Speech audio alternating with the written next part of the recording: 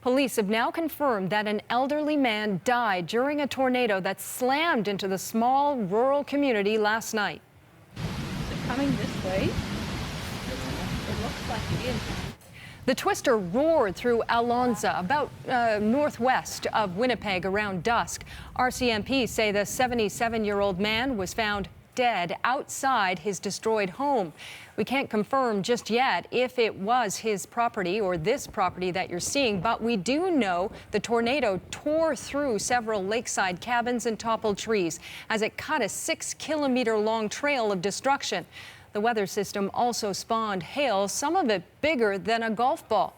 We'll continue to track this story and bring you developments as they happen. Chris Sinclair of the Weather Network tells us now why this tornado was so powerful.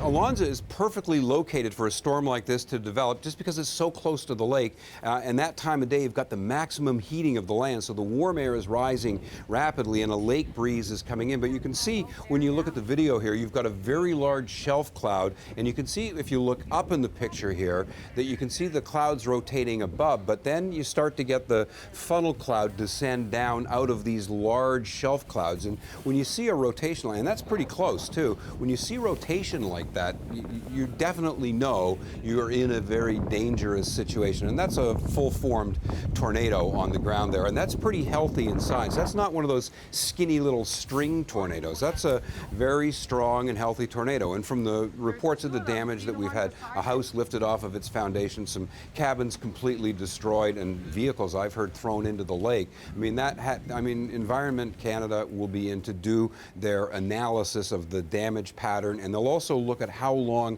the tornado traveled across the ground near Alonsa, and they'll also take a look at how wide that path was to decide if it was an EF1, 2, or 3 tornado. But that was definitely, you know, the kind of tornadoes that you see in the movies, and those are the kind that do the damage that we don't like to see.